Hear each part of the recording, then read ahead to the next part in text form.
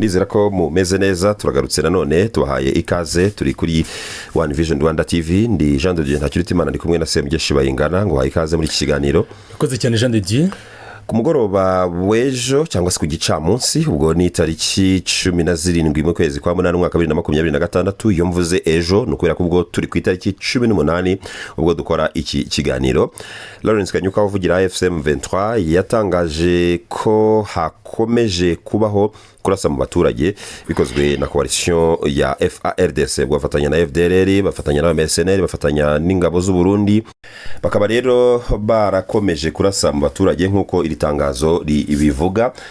Lawrence Kanyuka yatangaje ko mu masaha y'igitondo mu saa 1:50 ubwo ni hafi saa 2 hatewe mu bice byo muri Karehe, ibice byitwa Katare, Nyamugari na Kivoka na Tungunguti, Tushunguta hari n'uducara tuba tugoye kutuvuga, ariko kandi ntabwo ari muri Karehe gusa nubwo tumaze iminsi tubabwira, ahubwo no muri Minembwe harakoreshwa drone zo ku rwego rwo hejuru zitwa KT6 muri Minembwe mu gace ka Nyaruhinga ndetse na Mukoko. Ni AFCM 23 isoza amatangazo yayo buri gihe iyo habaye ibitero mu baturage ivuga ngo twebwe twiyemeje kubarinda, kandi ntabwo ushobora kurindisha umuntu ikibando mu gihe umutera zana drone. Harimo drone nshya nekereza ko abantu bataramenyera za KT6 ndetse na Martier 120 nizo zifashishijwe, izo ni zibarwa mu ntwaro ziremereye. Aha Minembwe abantu baracyari mu kiriyo, baracyari mu gahinda, baracyari gusaba ko bahabwa ubutabera. Hari ubwicanyi bwo mu myaka 22 itambutse, ntabwo barabona ubutabera, ariko hari n'ubwicanyi bushya umuntu yakita bushya bari gukorerwa kuva 2017 kugeza maginga ya urumva ko n'indi myaka none igiye ukabaka 9 bicwa umunsi ku munsi. Ndetse none wanashyiraho current situation muri biriya bice kuba bahamya ko aba enclave, basa nkaho barazengurutswe, babuzwa uburenganzira no kuba bakora imirimo bisanzwe. Ibi byose rero bakabihurizaho ibyo bitero bagabwaho ku munsi w'ejo ni Minembwe, ariko no muri Nanga ubwo ni muri weekendi yari yavuze ko kugira ngo bizere ko irinzwe bagomba kubanza gufata ibice cyangwa se kuba bari mu bice bizengurutse. Nyuma rwose y'ubutumwa bwe dimanche yatangaje cyangwa se muri weekend ishize, byasabye amasaha make kugira ngo coalition imugaragarize ko aho bari kwita ko bagomba gusekiwaringa cyangwa se bagomba kwizera umutekano ari uko bafite ibice biri inyuma, atabona aho dushobora kubakuramo cyangwa se naho reka tubere ko dufite ubushobozi bwo kuba twagaba ibitero. Izi drone za KT6 ndetse n'iyi Martier 120 nizo zagabye ibitero bikomeye hariya. Ubwo birumvikana ubuzima bwatakaye, ariko hari no kwavansa nyine kuri abarwanyi nkuko usomye muri ubwo butumwa busoza ati ko byamera kose turi buzokora ibishoboka byose. Harimo rero n'ingingo yo kuba umuriro hanini bagomba kujya kuwuzimirizaho ushobora guturuka. Ni Minembwe navuga ngo muri iyi minsi iri kuvugwaho cyane bijyanye nkuko nabivuzeho ko hari ukwibuka ku nshuro ya 22 icyo abanyamurenge bo bita genocide bakorewe mu Gatumba, ariko ubundi bavuga ubwicanyi bwo mu Gatumba kuko ntabwo ku rwego international byari byemezwa ko ari genocide. Ni Minembwe ejo bundi uyu Colonel Nanga anayigarukaho muri ukwibuka ubu bwicanyi ababuguyemo 166 ari Goma. Yavuze ati ntabwo ushobora kurinda Minembwe urindiye muri Minembwe. Ubu n'indi mpamvu rero, indi mpamvu yo kuvuga ko kugira ngo abantu barindire Minembwe muri Minembwe bidashoboka, ahubwo bagomba kujya handi, kuko izi drone rega ntabwo operators bazo baba ari hara muri Minembwe nyine. Ikintu Colonel Nanga yavuze kirumvikana kandi kiranakomeye, no kuvuga ngo izi drone zikoreshwa operators bazo ntabwo baba bari mu Minembwe. So kugira ngo urinde Minembwe rero abaturage badakomeza kuraswa gutya, badakomeza kwicwa, ibi korwa remezo babonye ko n'amashuri irasenyutse rwose neza, mbona amafoto n'amavideo ubona twe tutakoresha anga kubera impamvu zinyuranye, ariko n'ibikorwa remezo byarasenyutse. Niki vuga ngo umuntu aba yibereye wenda nko muri Kindu, n'urugero rwo mfasha wazari muri Maniema akagira gutya akohereza drone. Noneho rero kugira ngo wa muntu uri muri Minembwe boherezaho drone itamugeraho biragusaba gusanga wa muntu muri Kindu. Urugero mfashe wazari kuko Kindi igeze kuvugwa hari ikibuga cy'indege buriya ni ahantu hakomeye ko hajya gaturuka indege zikaza kurasa muri Minembwe. So nindi mpamvu rero habonetse indi mpamvu ikomeye yuko Minembwe nkuko Colonel Nanga yabivuze itagomba kurindirwa mu Minembwe, igomba kurindirwa no mu bindi bice binyuranye. Yahoze hari ibyo avuga ariko sinibwira ko wenda yanavuze byose. Niba yaravuze Karemi, niba yaravuze Fizi na Baraka, akavuga Korowezi, akavuga Rubumbashi, hashobora kuza n'ahandi twaze dutekereza n'ahandi. Erega izo za Kisangani naho higeze kujya hava indege n'icyo urabyibuka ko bigeze no koherezayo. Yes, kugira ngo batume indege zivayo zitagaruka. So ni ukuvuga rero iyi ni indi mpamvu ibonetse yo kuvuga ngo Minembwe, kuko abantu babarashe ntabwo barashishije AK47 nasa muri mu ntera ya hano hirya ku buryo uvuga ngo muri kureba bohereje drone rero aho yaturutse niho abantu bagomba kurindira Minembwe. Ngira ngo nindi mpamvu ibonetse yo gutuma Minembwe nyine itagomba kurindirwa muri Minembwe. Nindi mpamvu ndetse buriya nuko guhurira na kumara kuvuga ko Minembwe igomba kurindirwa inyuma akibivuga mu masaha make bahita bahagaba ibitero binabyo nyine bishobora kwita byumvikanisha ko hari impamvu ndetse ko kubyo yavugaga bikenewe kuba byahita bishyirwa mu bikorwa. Kubera iki? Kubera ko iyi coalition witegereje imyitwarire bafite, ndavuga uruhande rwa Kinshasa, n'abantu bona babizi neza ko case cyangwa se bona M23 biganiro niba ari byo biri buze gushyira akadomo kuri iyi ntambara barimo bitewe na bargaining power bano barwanyi bamaze kugira, byange bikunde babona ko ku meza y'ibiganiro bashobora kuzagira ibyo batakarizaho. Bavuga bati rero hari indobisi ishobora gushoboka. Option yashoboka nuko twa acting preemptively mbere yuko ibiganiro bigira icyo bitugezaho, ubundi why not tutagaba ibitero tugabye tukareba ko hari ibice twisubiza, kuko na M23 buriya gufata ibice biri critical buri ujya wumva ejo twaze tuvuga imirwano iri kare kandi isa nk'iri hagati ya Bukavu ndetse na Goma. Munakibaza atari ku bundi bageze Bukavu gute basize kare, nabo bagenda bafata ibice biri critical, bya bice bizabahesha ijambo n'ibintu nabasaba ko bagiye kumeze biganiro. Ntabwo uri buze kujya muri Karehe ufite Bukavu kandi ubona ko Bukavu bishobora kuza gukorohera. Karehe nibyo na gace kandi niyo territoire wenda ishobora kubirimo ibyo biromba, ariko se uganira cyangwa se bimwe twita zopa bitujya kuganira ndare ubundi bice ufite bisobanuye iki kuri nge? Ni Goma, ni izo miliyoni zirenga 2 z'abaturage, ariko ni n'umujyi nyine, ni Gicumbi cy'intara Kivu ya ruguru, ni n'umujyi uri ku mupaka. Ubwo rero ni umujyi guverinoma ikeneye, umwe mu mipaka 3 ya mbere mu ikoreshwa cyane mwese. Aho ngaho rero ni igitego cy'umutwe mba nkukubise, kubera ko ako gace ndabizi kugakeneye. Niba unagashaka kukisubiza hari ibyo ndibuze kugusaba biri buze kuza guhaza za nyungu zanjye nge urwana cyangwa se nge ugenzura aho ngaho. The same case kuri Bukavu. Iyi Minembwe nayo rero ni ikindi gice kiri critical cyane, anayo mpamvu ashimangira ko kuyirinda byanasaba ko Kisangani nayo ifatwa. Uvuga ngo aha mu buryo bw'agaciro ni nko kuvuga ngo iyi Minembwe ishobora kubisobanuye byinshi kurusha izo Korowezi, kurusha Fizi na Baraka, kurusha yewe na Karemi. Kubera iki? First of all, yitwirwa nto yamaze kuba umwariye wa AFC 23 ivuga ko hari ari cyo gicumbi cy'impamvu bateruye ibikoresho, kandi koko ni nako biri ubwoko bw'abanyamurenge bwibasirwa. Ako gace rero k'ingenzi kurwo rugero mu buryo bw'ubuntu cyangwa se ubumuntu, ariko kaba n'agace nyine twirwana hibonaho ku Gicumbi aho bita kuri headquarter. Gice turagikeneye kurusha uwo mujyi wa Rubumbashi, kurusha niyo Karemi, ahubwo twumva ko kugira ku gace karindwi bisaba ko iyo mijyi yindi twaba tuyifite kugira twirinde ko baba operator cyangwa se hanategurirwa cyahagurukirizwa ibitero biza bituganaho.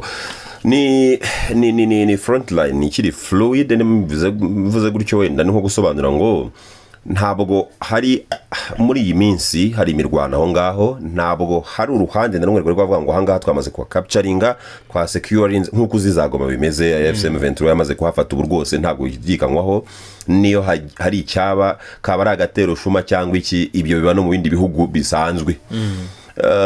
Uko Bukavu bimeze kuri ubu ngubu hariya ntabwo ariko byari byamera muri ibi bice turimo turavuga. Icyo mbivugiye ni iki?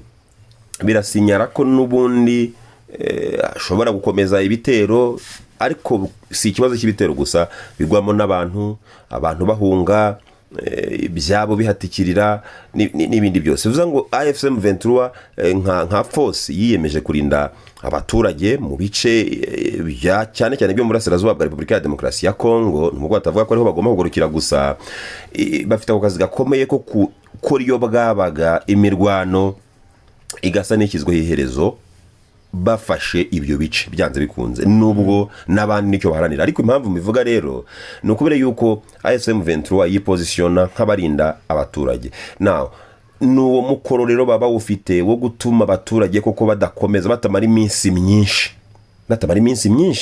mu bintu biba destabilize. Abantu bahunze ntibari mu mirimo yabo, amashuri yarashweho byadogereye. Rero baba bakeneye gukora iyo bwabaga ngo byibura ba securing cyangwa se ba capturing aho hantu hakiri kare, cyangwa se bitararenga inkombe, kubera yuko n'ubundi niba kuri ubungu bikiri fluid, bivuze ngo buri ruhande ruratera urundi ruratera. Ibyo kandi n'abaturage b'abasivile by'umusirikare baba byiteguye. Ntabwo ujya ku rugamba uzi yuko ugiye gusenga, ntujya ku rugamba uzi ko ugiye mu isoko, ntujya ku rugamba uzi ko ugiye muri sayi wawe. Bo baba byiteguye, mu by'ukuri baba banabizi ko either ushobora kuhagwa, ushobora kuhamugarira, cyangwa ushobora gutsinda. Umusivili rero niwe tuba turi kureba ahangaha niba bikikomeje gutya, kubera ko ntabwo twari twamenya amakuru ngo usibye kumva ngo hafashwe wenda agace ka Ziraro muri biriya bice bya Karehe, hafashwe wenda agace ka Katare, ibintu nk'ibyo ngibyo. Ariko mu by'ukuri mu buryo bwagutse ntabwo turamenya ngo hariya ninde wa securinze, bivuze ngo cyangwa capturinze, bivuze ngo abaturage bo baracyabigendera mu byanze bikunze. No gukora iyo bwabaga AFC M23, ariko nabo ngira ngo babizi nyine, kugira ngo abaturage badakomeza kubigwamo. Hanyuma nabonye Patrick Muyaya avuga ati ibiganiro bihuza abanyekongo uko byagenda kose ntabwo ari ngombwa ko hicaramo abantu badefanda teze y'u Rwanda, u Rwanda ari we mwanzi, cyangwa se abantu basunika ibyo u Rwanda rushaka kandi u Rwanda ari we mwanzi wacu. Nabihuza nuko ubwo ni M23 nabihuza nuko ejo bundi ahangaha Tshisekedi ari Libreville muri Gabon yavuze ngo turi gutegura ibiganiro pe, ariko ni ibiganiro bitazamera nk'ibindi biganiro mwigeze mubona, ni ibiganiro bitazigira biba nk'ibindi biganiro mwabonye hano muri Repubulika ya Demokarasi ya Kongo. Avuga ngo rero tunabihuze muri ubu buryo.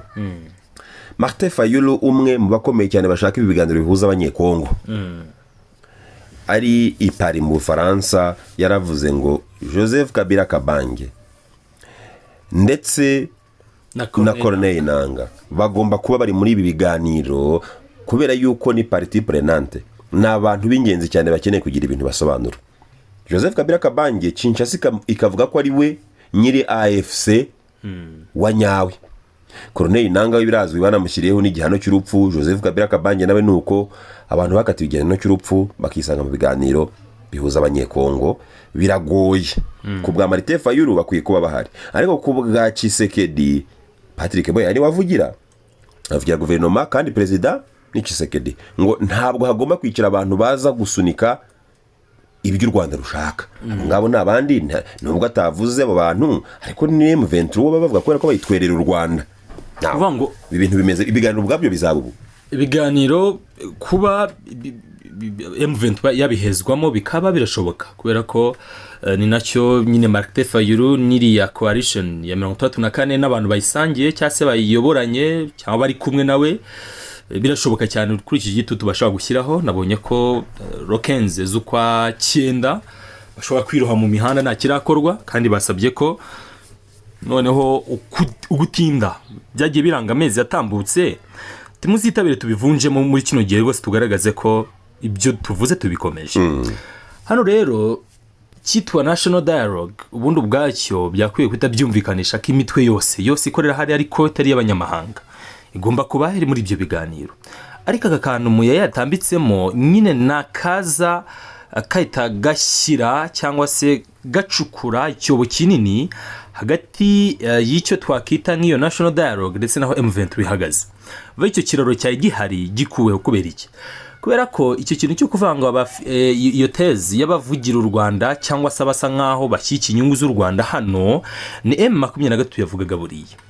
niba rero bemeza ko abo bantu badakwiye kuba bari included, badakwiye kuba bari mu biganiro, nyamara byitwa ko ari national dialogue, buri gitekerezo cya Martin Fayulu cyari cyiza kubera ko nibyo ijana ku rindi.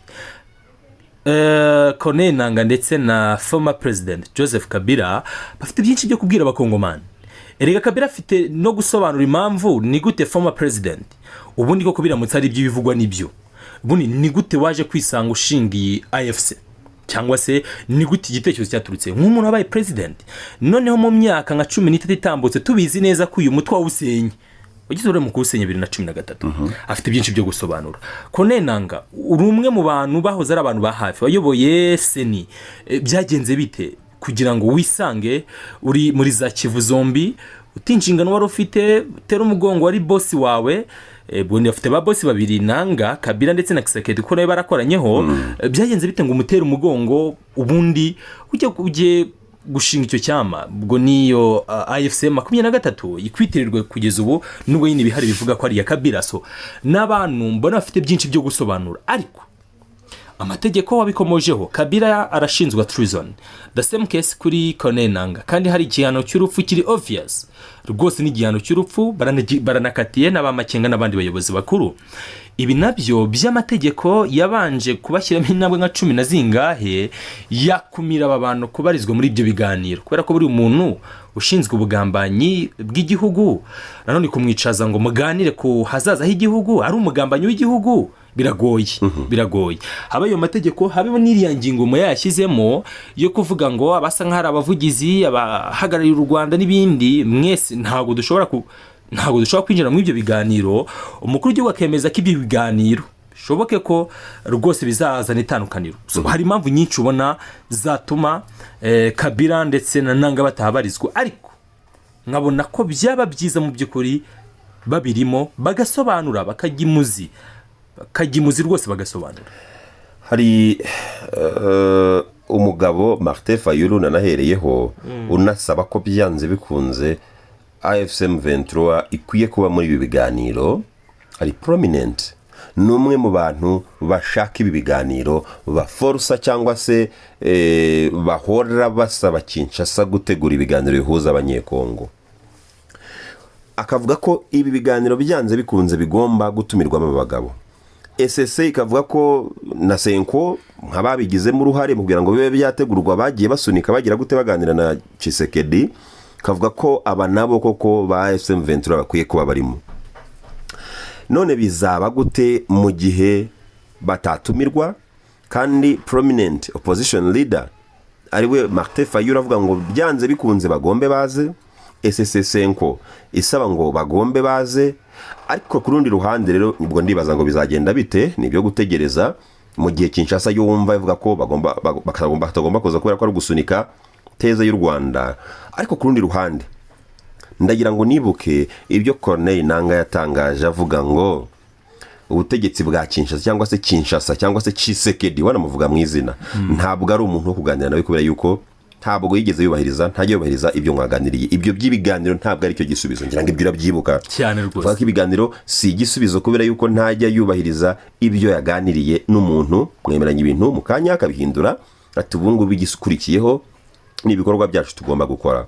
Ibyo nubwo ba AFC 23 biri kubikora nyine, cyane cyane muri Kivu y'Amajyepfo, ni ibikorwa bya gisirikare byanze bikunze bigomba kumushyiraho igitutu. Now urabona ute iyo complexity AFC 23 y'ubwayo ni nk'ayo biganiro itanabishaka. Tout simplement ni nk'ayo itabishaka, kuko bibonye Corneille Nangaa ibyo yatangaje no ngo twebwe iby'ibiganiro n'umushamu nabyihorere, ntabyo dushaka n'undi ntacyo byenda kuzatumarira twebwe, kuko turabizi tuganiriye ntabwo mwahiriza ibyo twavuganye.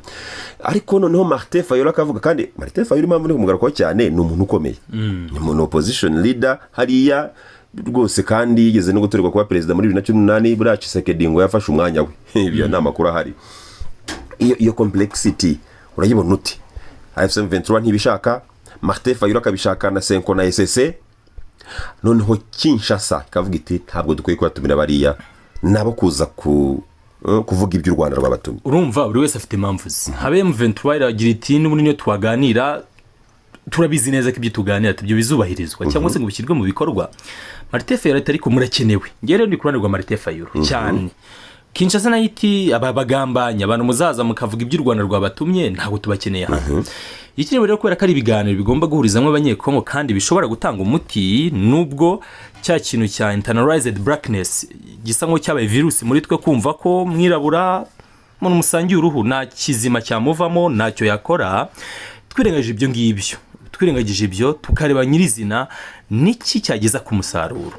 Nekereza ko igitekerezo cya Martin Fayulu cyagikwiye guhabwa umwanya, aba bantu bagatumirwa bakaza bakicara bakajya mu cyumba kimwe. Ariko reba iyo foto, former president arahari, Colonel Nangaa arahari, Martin Fayulu arahari na Tshisekedi. Navuga ko ari abagabo bane bakomeye cyane kugeza ubu mu biri kubera hariya, mu biri kuvugwa n'ibiri kuhabera. Kabiri Mpamvu mushyizemo nubwo asa nk'ahari kure watanavuga, ariko uko byamera kose ntabwo uri butwike inzu ngo uhishe umwotsi. Byange bikunde wakigaragaza utakigaragaza barakuvuga ko nyine urabimerita ibyo bintu. So Kabila, Nangaa, Fayulu na Son Excellence Felix Tshisekedi n'abagabo bane mu by'ukuri babishatse bafite igisubizo cya Kongo, bagasigara gusa bahanga n'igitutu cy'amahanga. Ariko ubwabo internally bafite ingufu zo kubikora, ariko nabo ubwabo ntibizerana, nta nubwo bizera ko ibyakora ibyo bahurizaho byakubahirizwa. Ni Nangaa uvuga uti nituvugana A ejo uravuga B, ni Son Excellence uvuga ko iyo A munzaniye mwayitumwe n'u Rwanda, ni Martin Fayulu uvuga ati ariko ubundi mukubita hasi bidutanya turebe ikiduhuza, muze hano mutubwire ubundi byagenze biti. Kabila wahoze uri former president, byagenze gute kugira ngo ufashe umutwe wasenye? Garuka no Nangaa wavuye muri Seni, muri komisiyo y'amatora, ujya kubaka AFC gute? Ese Son Excellence Felix Tshisekedi aba bantu bimeze bite mupfiki bivugwa n'ibyo? Martin Fayulu nawe nk'umuntu uhagarariye opposition ati ariko nanjye bitewe nibi reka tubigenze uko turebe. Igihugu cyakubakika, ariko still ya ngingo iracyagoye. Reka dusoreza aha, mbashimire ko mwabanye natwe muri iki kiganiro kuri One Vision Rwanda TV. Mukomeze kugira ibihe byiza.